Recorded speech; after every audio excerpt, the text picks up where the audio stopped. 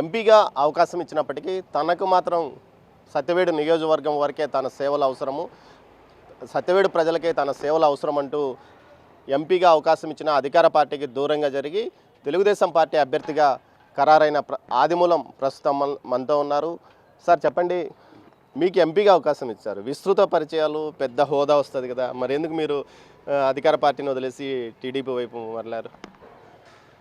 Big TV channel వారికి ప్రత్యేకమైన అభినందనలు తెలియజేసుకుంటున్నాను. అలాగనే సత్యవేడికి సంబంధించిన మా ప్రజలకు అందరికీ కూడా మనస్ఫూర్తిగా మీ ద్వారా తెలియజేసుకుంటూ, ఈరోజు రాజకీయాలు మీకు అందరికీ తెలిసిన విషయమే.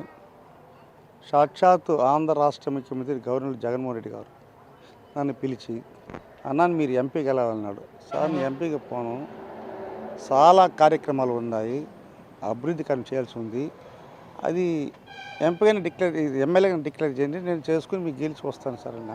లేదన్నా నేను ఎంపీ పోవాలన్నాడు. సార్ నేను 700 గ్రామాలు తిరిగినాను సార్, గడపడ తిరిగాను, ప్రతి ఇంటికి నీకు స్టిక్కర్ అతికిచ్చాను, నీ పేరు చెప్పి అడిగాము సార్, అందుకే నాకు అంటే అభిమానం నా పోన్నాడు. నేను పోను సార్ అని చెప్పిన. అక్కడే చాలామంది ఉన్నారు, ఏదో అన్నాడు. ఒక నలుగురు అదేదో రిపోర్ట్ రాసినారు, సర్లేదు అని అన్నాడు. ధనంజయ రెడ్డి అక్కడనే ఉన్నాడు. నా పైన ఏంటి సార్ రాచేది? నీతి నిజాయితీ ఉన్నాను, క్యారెట్ పెట్టుకునేవాడిని, నిరంతరం ఉదయం సాయంత్రం పబ్లిక్ వస్తున్నాను, ఎవరో చేసి నా పైన పెట్టారు, అలాంటిది నేను సహించను సార్ అని చెప్పి అక్కడ ఉన్న రామచంద్ర రెడ్డి గారికి ఉన్నాడు, నితిన్ రెడ్డి ఉన్నాడు, సజ్జలు ఉన్నాడు.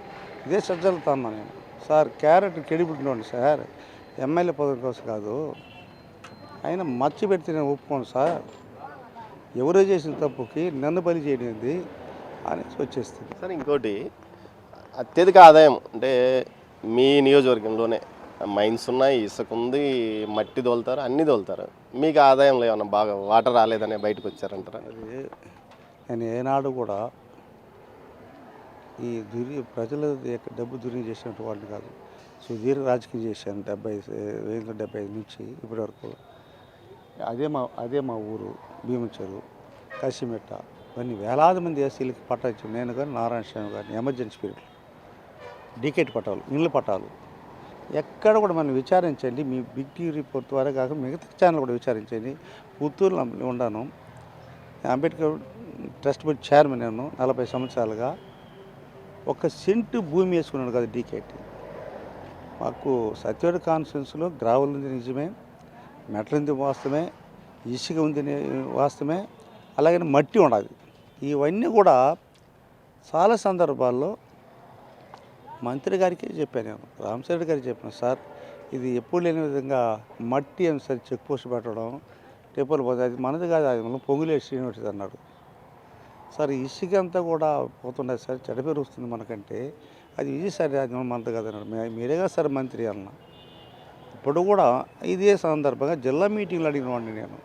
వెంకటరామరెడ్డి కలెక్టర్ గారు అడగండి మీరు, జిల్లా రివ్యూ చేసినప్పుడు సాక్షాత్ డిప్యూటీ సీఎం నారాయణ స్వామి అడగండి, నేను మరుగు పెట్టలే.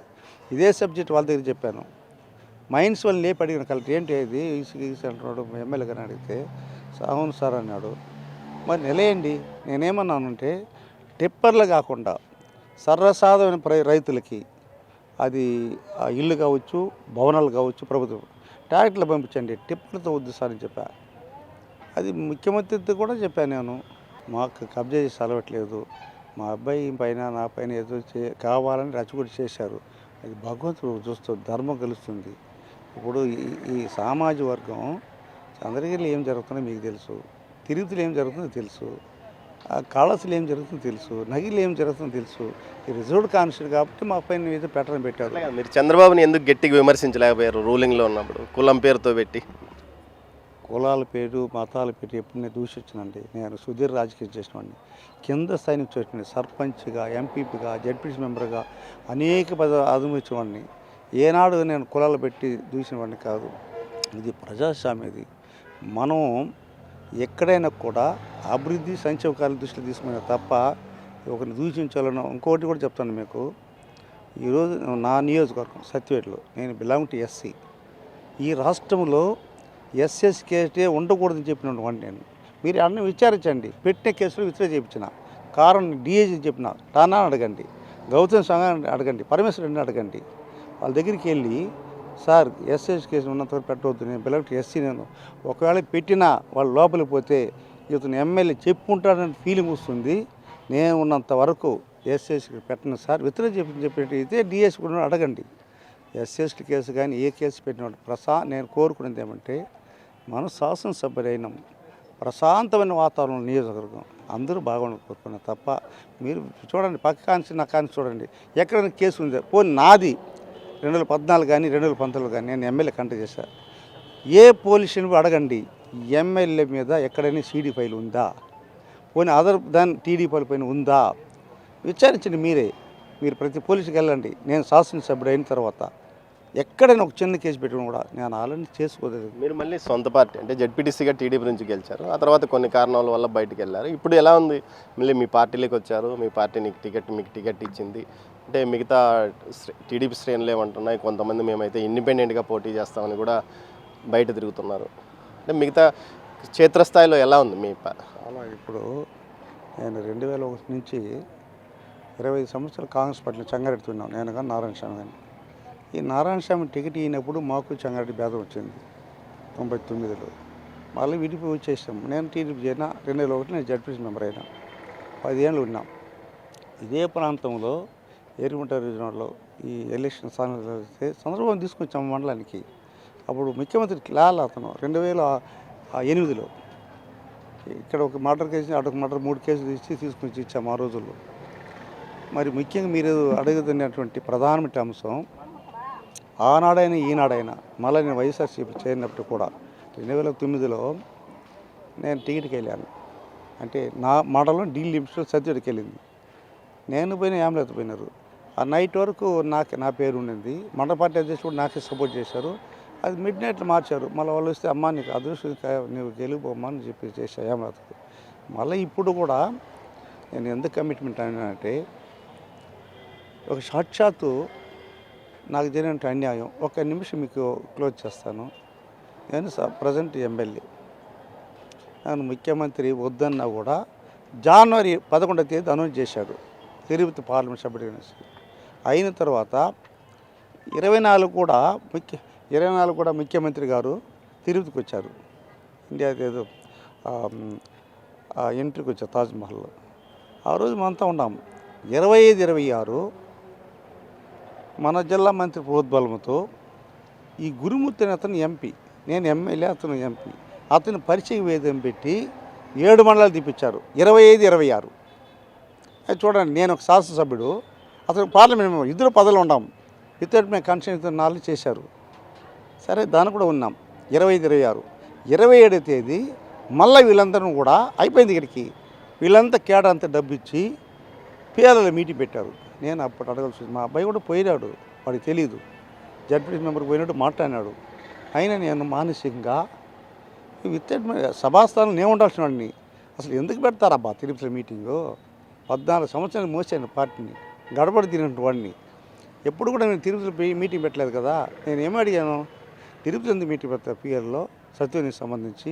ఈ రిజర్వ్ కాన్స్టిట్యూషన్ కాబట్టే కదా స్వతంత్రం వచ్చిందా మనకు భారతదేశంలో. ఎక్కడున్నామంటే మనం మీ తిరుపతిలో ఉన్నాడు పెద్ద ఆయన, తిరుపతిలో ఉన్నాడు. ఎప్పుడైనా తిరుపతి మీటింగ్ పెట్టి ఉంటారా వాళ్ళు? కరుణాకర్ రెడ్డి వాళ్ళు పిలిచి మాట్లాడుంటారా? కొన్ని సందర్భాలు మాట్లాడుంటారా? కళ్ళ ఇది అడిగిన. దీనికి 27వ తేదీ పెట్టి 20వ తేదీ అడిగిన. నేను వెళ్ళిన తర్వాత 29వ తేదీ గౌరవ తెలుగుదేశం పార్టీ అధ్యక్షులు నారా చంద్రబాబు నాయుడు గారు ఒక మాట అన్నాడండి రాజమండ్రి సభలో.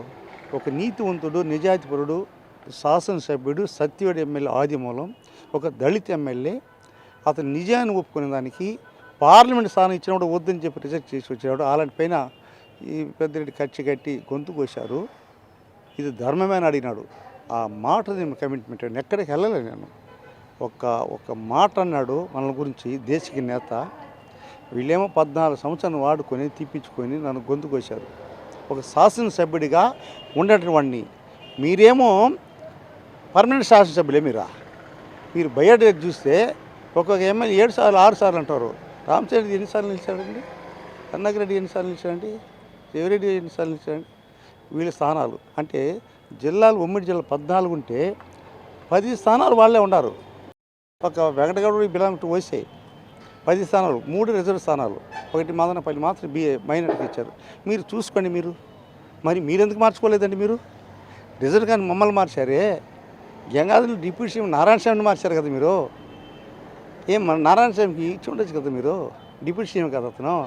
మంత్రికి మీరు ఉండరు కదా. నీ నియోజకవర్గాలు మీ పార్లమెంట్ స్థానం పెట్టుకున్నారు. నేను ఒకటే అడుగుతున్నాను, ఈ దళిత సోదరులు విద్యావంతులు వేదాలు నా కోసం కాదు, భావితరాల కోసం ఎలా మారుస్తున్నారటువంటి రిజర్వ్ కాన్ఫరెన్స్లో ఎందుకు మారుస్తున్నారు? ఒక మనిషిని ఎదురు అడిగితే టికెట్ లేక చేయడమా? అంటే ఇది వీళ్ళ వైఎస్ఆర్ కాంగ్రెస్ పార్టీ వీళ్ళ జగన్మోహన్ రెడ్డి అడ్డ ఎవరిది? ఇది వైఎస్ఆర్ కాంగ్రెస్ పార్టీ అంటే ఎస్సీలు, ఈనాడు ఎస్సీలు, బీసీలు, మైనార్టీలు ఓటేసి వైఎస్ఆర్ పిల్లరు. ఇందిరాగాంధీ తర్వాత రాజశేఖర్ జగన్మోహన్కి వచ్చారు. బిలాంగ్ టు ఎస్సీ కాబట్టి నేను చెప్తున్న వాస్తవం. ముఖ్యమంత్రి అడిగినప్పుడు చెప్పాను ఎలా ఉందని, గడపడిపోయినాడు.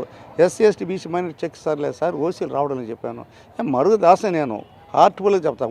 ఉన్నటువంటిది నేను ప్రాక్టికల్ చూసినవాడిని. కానీ ఏదో చెక్ ఇచ్చేసి వచ్చేసి కాదు. ఏ మీటింగ్ పోయినా ఏ కార్యక్రమం బట్టలు నొక్కితే మనుషులు మండలంలో ఉంటాను నేను. ఈ విధంగా రాత్రి మొదలు ఇల్లు వాకిలు వదిలేసి కరోనా వచ్చినా కూడా నా భార్య బిల్ల అందు వదిలేసి గడపడి తినటువంటి నాకు అన్యాయం చేశారండి. మీ అబ్బాయికి లేదని మీరు ఇట్లా ఆవేశపడ్డారని? మా అబ్బాయికి నేను అది మా అబ్బాయిని కూడా పెద్ద ఆయనే ఎమ్మెల్యే అని చెప్పినాడు. మీద కూడా రమ్మన్నాడు, విజయవాడికి పంపినారు. అది ఆ భగవాన్ చూసుకుంటాడు. మా అబ్బాయికి కూడా ఎమ్మెల్యే టికెట్ ఇప్పించాలంటే ఇప్పించుండొచ్చు వాళ్ళు, కాదనలే కదా. ఇప్పుడు నారాయణ స్వామి గుర్తుకు ఇప్పించారు కదా, చేరుడు కోసం ఇచ్చారు కదా, కర్ణాటకకి ఇచ్చారు కదా, మరి ఇప్పించి ఉండొచ్చు కదా. క్యాస్ట్ అండి, ఇక్కడ బలమైనటువంటిది క్యాస్ట్. ఇదేదో మనం ఇప్పుడు వాళ్ళకి గుచ్చినట్లు మాట్లాడడం కాదు. మా దళిత మేధావులు, విద్యార్థులు, మేధావంతులు ఉన్నారు, పార్లమెంట్ ఉన్నారు. వాళ్ళంతా కూడా నాకు ఫోన్ చేశారు పార్లమెంట్ కూడా. అంటే నా కోసం కాదు, ఒక శాసనసభ్యుడికి కాదు, ఒక దళిత ఏదో అన్యాయం జరిగింది మాట్లాడుతున్నాడం కాదు. ఈ రిజర్వ్ కాన్స్టిట్యూన్సీలు ఎలా చేస్తున్న విషయాన్ని మనం గుర్తు చేస్తున్నా. మీ స్థానాలు ఎక్కడైనా మార్చారండి? ఎక్కడైనా మార్చారా? ఎందుకు మీరు పొంగనూరు మార్చుకో, పీలేరు మార్చుకో, తమ్మలపల్లి మార్చు, కుప్పం మార్చు, ఎందుకు మార్చలేదు మీరు? అంటే మేము ఓడిపోయేవాళ్ళు లేకపోతే గెలిచేవాళ్ళ? ఈ సమాజం తెలుసుకోవాలండి. రానున్న భవిష్యత్తులో విద్యావంతులు, మేధావులు ఉన్నారు. తెలుగుదేశంలో అయితే మీ వాళ్ళకి సముచిత ప్రాధాన్యత ఉందంటుంటారా? ఇప్పుడు ఈరోజు పోతున్నా నేను,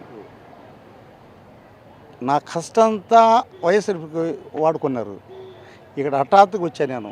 చంద్రబాబు నాయుడు గారు నన్ను హఠాత్తుగా ఈ నెల 14వ తేదీ సత్య నియోజకవర్గానికి తెలుగుదేశం పార్టీ అభ్యర్థిగా శాసనసభ్యుడిగా అదే ప్రాంతానికి నన్ను నియమించారు. ఈరోజు ప్రతి మండలం పోతున్నాను, వాళ్ళు స్వాగతిస్తున్న నిజం కూడా వాళ్ళు నేను యాక్సెప్ట్ చేస్తున్నాను.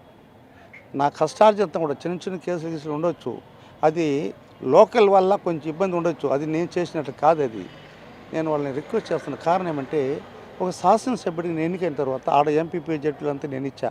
వాళ్ళ వల్ల ఉంటుంది, అది పార్టీ బలం లేకపోతే రూలింగ్ ఉంది కాబట్టి జరిగి ఉంటుంది. అన్నీ కూడా మర్చిపోయేవాళ్ళు.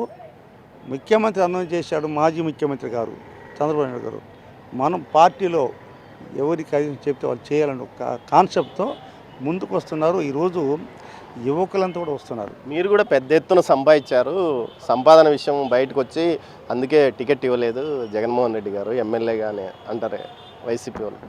అది ఎవరైతే చెప్పారో వాళ్ళే వచ్చి పరిశీలిమంట. భూమి కబ్జా చేశామా, ఇసుక కబ్జా చేశామా, మెటల్ కబ్జా చేశామా, మట్టి తోలినామా, మాకేమైనా టిప్పర్లు ఉందా, సినిమా థియేటర్లు ఉందా, బస్సు రూట్లు ఉందా? నేను బిగ్ కాంట్రాక్టర్. నేను ఒక ఈ శాసనసభ్యుడైన తర్వాత ఒక చిన్న ఇల్లు కట్టుకున్నా. మా అబ్బాయి నాకంటే ముందుగానే జగన్మోహన్ చెప్పాడు, సార్ ఒక ఇల్లు మాత్రం కట్టుకున్నాం సార్ అనేసి. ఇది ఇప్పుడు కూడా చెప్తున్నాను, ఒక ఇల్లు తప్ప ఎక్కడ కూడా సరే మా బ్యాంక్ అకౌంట్ అంతా ఇస్తా మీకు, నాది మా అబ్బాయి అందరూ తెస్తా, ఒకసారి వెరిఫై చేయండి. కోర్టులో సంపాదించుకుంటే అసలు నాకు ఎమ్మెల్యే పదవి ఉన్నటువంటిది ఉంటేనే సేవ చేయాలని కాదు. ఎమ్మెల్యే లేకపోయినా కూడా పుత్తూరు అంబేద్కర్ భవన్లో 40 సంవత్సరాలు సేవ చేశా. పోలీస్ స్టేషన్, ఎంఆర్ఎఫ్, నేను పేదవాళ్ళ కోసం వచ్చాను తప్ప నాకు స్వార్థం కోసం కాదు. నాకు ఉద్యోగాలు వస్తే కూడా వద్దని ఎస్సీ బీసీల కోసం న్యాయం చేయాలని వచ్చాము. ఆ కాన్సెప్ట్ పనిచేస్తాం. కానీ ఎవరంటారు సంపాదన అనేసి. ఇప్పుడు ఎవరు కాంట్రాక్ట్ తీసుకునేదో గౌరవ మంత్రి గారికి తెలుసండి.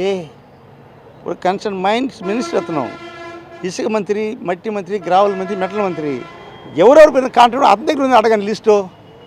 ఎమ్మెల్యే పైన కాంట్రాక్ట్ ఉందా, వాళ్ళ బంధువుల పైన ఉందా, వాళ్ళ కొడుకు పైన ఉందా, వీళ్ళ కూతురు పైన ఉండదా, లేదా ఇంకెవరైనా సొంతగాళ్ళ పైన ఎక్కడ చిన్న కాంట్రాక్ట్ ఉంది అడగమని చెప్పండి. వాళ్ళు ఎత్తుకున్నారు, ఎవరు చేసుకున్నారు, నాకు సంబంధం లేదు. అది ముఖ్యమంత్రి చెప్పా, నేను మరుగు చెప్పడం కాదు. మీ దగ్గర వీడు ఏదో ప్రగల్భడానికో టీవీలో వచ్చేసి సెలబ్రేట్ చేసి 10 మంది చెప్పడానికి కాదు. నేను రియాలిటీగా ఉన్నాను, క్యారెక్టర్ ఉన్నాను. మీరు తెలుగుదేశం పార్టీ విజయ అవకాశాలు ఎలా ఉన్నాయి అంటే రాష్ట్ర వ్యాప్తంగా కానీ మీ జిల్లా వ్యాప్తంగా? చాలా కాన్స్టిట్యున్సీలో యాక్చువల్ చెప్పాలంటే ఈ సత్యనిర్గం మా మండలం డీ లిమిట్ 2009 అంతకుముందు కూడా నారాయణ స్వామి కూడా 3 సార్లు ఓడాడు కాంగ్రెస్ పార్టీలో. ఇదేమో పెద్ద ఏదో ఎవరు నాన్ లోకల్ తీసుకుని గెలిపించేస్తుంటున్నారు. ఇది 100% గతంలో. మీకు ఒక నిమిషం చెప్తా. 1983-78లో మేము కాంగ్రెస్ ఉండేటప్పుడు దాసు గెలిచాడు. 83లో తలారి మనోహర్ గెలిచాడు టీడీపీలో. 85 స్వరాజ్ గెలిచాడు. 89లో దాసు గెలిచాడు. 94 మల్ల స్వరాజ్ గెలిచాడు. 99లో శివప్రసాద్ గెలిచాడు తెలుగుదేశం. 2004లో నారాయణ గెలిచాడు. 2009లో యామలకి గెలిచింది. 2014 తలారి ఆదిత్య గెలిచాడు. 2019 నేను గెలిచా. ఎన్నిసార్లు టీడీపీలు గెలిచారు, ఎన్నిసార్లు కాంగ్రెస్ గెలిచారు ఒకసారి మీరు బేరే చేసుకోండి. కానీ ఈ కాన్స్టిట్యున్సీలో ఎక్కువ భాగం యాదవ్స్, ముత్తరాసి, ఇంకా ఎస్సీలు, ఇంకా బీసీలు ఎక్కువ ఉన్నారు. ఓసీలు కొంత తక్కువే. అయినప్పటికీ కూడా ఇక్కడ ప్రజాసేవ చేయడానికి ఈ కాన్స్టిట్యున్సీ రెండోసారి పెట్టబడడం లేదు నాయకులు. ఇప్పుడు వాళ్ళ నియోజకవర్గంలో పెట్టుకుంటున్నారు. ఇప్పుడు నేను ఒక బైపాస్ ఒకటి తెచ్చా. తమిళనాడుకు పోకుండానే డైరెక్ట్గా ఆంధ్ర నుంచి పోవాలి. 20 కోట్లు మంజూరు చేశాడు ముఖ్యమంత్రి. అది సర్వే అయింది, పేమెంట్ చేసి నిలిచిపోయింది. ఇదే ఎన్డీపీలోకి 40 కోట్లు వీళ్ళు తీసుకుని చేయలే. అది కూడా ముఖ్యమంత్రి చెప్పాను. నాగలాపురం రోడ్డు చాలా అద్భుతమైన పరిస్థితి, వీళ్ళపైన ఉంది. ఈఏపీల రోడ్డు 33 రోడ్లు వీళ్ళపైన ఉంది. వీళ్ళని చేయలే, వీళ్ళపైన ఉంది. ఇవన్నీ కూడా నిలిచిపోయింది. కాబట్టి వచ్చినట్టు ఎమ్మెల్యే సెకండ్ టైం వస్తే ఎక్కడ రోడ్డు ఉందో, ఎక్కడ కలౌట్ ఉందో, ఎక్కడ బ్రిడ్జ్ బ్రీచ్ అయిందో, ఎక్కడ చెరువు తూములు నిలిచిపోయిందో ఇవన్నీ నాకు తెలుసు. ఏ గ్రామాన్ని కూడా 700 గ్రామాలు ఉన్నటువంటి కొత్తగా వచ్చిన తెలియదు కదా. ఇలా అభివృద్ధి చెందకుండా పోవడానికి కారణం సత్యవాడు. ఇది ఒకటే కారణం. అంటే మొత్తం మీద ఏదైతే పెద్దిరెడ్డి అండుకో చేసిన పనుల వల్లనే మీరు ఇబ్బంది పడ్డారని చెప్తున్నారా, లేకపోతే భవిష్యత్తులో ఎలా ఉంటుంది? టీడీపీలో కూడా మీకు ఏదో మంత్రి పదవి ఇస్తామంటేనే మీరు వెళ్ళారని ఒక ప్రచారం కూడా జరుగుతుంది. అదంతా అసలు ఈనాడు గౌరవ చంద్రబాబు నాయుడు గారిని ఇంతవరకు నేను కలవలేదు పాపం. ఈ రకరకాలుగా రాస్తున్నారు. ఒక పేక్ న్యూస్ పెట్టారండి. నేను లోకేష్ బాబు కలకముందు నేను లోకేష్ యువగలను కలిసినట్లుగా నా తలకాయ పెట్టి ఇది పెట్టారు. దేవుడి సాక్షి, మా బిడ్డల సాక్షి చెప్తాను. యువగలను కానీ ఎప్పుడు నేను కలిసిన సందర్భం లేదు. నేను పార్టీ అంటే పార్టీ బేస్గా ఉంటా. వైఎస్ అంటే వైఎస్ఏ, కాంగ్రెస్ టీడీపీ ఉంటా. నా పాలసీ, నా ప్రిన్సిపల్. నేను ఎక్కడ ఇప్పుడు ఇవన్నీ పరిణామం జరిగిన తర్వాతనే లోకేష్ బాబు కలిసాను. అక్కడ కూడా నేను సత్యవాడు నేను నిలబడతాను, నాకు ఎమ్మెల్యే టీటీ అని అడిగిన సందర్భం నాకు జరిగిన అన్యాయం చెప్పాను. అంత తప్ప అడిగింది కూడా లేదు. భగవంతుడు ధర్మం గెలుస్తుంది, న్యాయం గెలుస్తుంది. ఆ దోవలో పోతున్నాను. All the best. Thank you sir. Thank you. Chandrababu Naidu మనస్ఫూర్తిగా తన యొక్క నిజాయితీని చాటి చెప్పడం వల్లనే తాను తిరిగి తన సొంత పార్టీ అయిన టీడీపీలోకి జాయిన్ అయినానని 20 ఏళ్ల పాటు కాంగ్రెస్లో పనిచేశాను, ఆ తర్వాత తెలుగుదేశం పార్టీలో చేశాను. అదేవిధంగా వైఎస్ఆర్సీపీ కోసం 14 సంవత్సరాల పాటు ప్రతిపక్షంలో ఉన్నప్పుడు పనిచేశాను, ఆ తర్వాత ఎమ్మెల్యేగా పనిచేసినప్పటికీ నిస్వార్థంగా తన నియోజకవర్గ ప్రజలకు సేవ చేయడం కోసమే తిరిగి తాను టీడీపీ నుంచి శాసనసభ్యునిగా పోటీ చేయడానికి ముందుకొచ్చానని, అదేవిధంగా టీడీపీ కేడర్ కూడా తనకు మనస్ఫూర్తిగా స్వాగతం పలుకుతున్నారు. గతంలో ఎన్ని సమస్యలు ఉన్నప్పటికీ ఇప్పటికీ చంద్రబాబు నాయుడు యొక్క ఆజ్ఞను శిరోసాధ్యంగా భావించారు. అదేవిధంగా ఆయన ఆజ్ఞను శిరసావహిస్తూ తనకు ఘనస్వాగతం నియోజకవర్గంలో పలుకుతున్నారు. చిన్న చిన్న మనస్పర్ధలు ఉంటాయి, అవి కూడా సర్దుకుపోతాయి. చంద్రబాబు నాయుడు సీఎం కావడమే తమ లక్ష్యంగా అటు పార్టీ కేడర్తో పాటు తాను ముందుకు పోతున్నానని ఆదిమూలం అంటున్నారు. కెమెరా పర్సన్ పురుషోత్తంతో దామోదర్, సత్యవేడు నుంచి.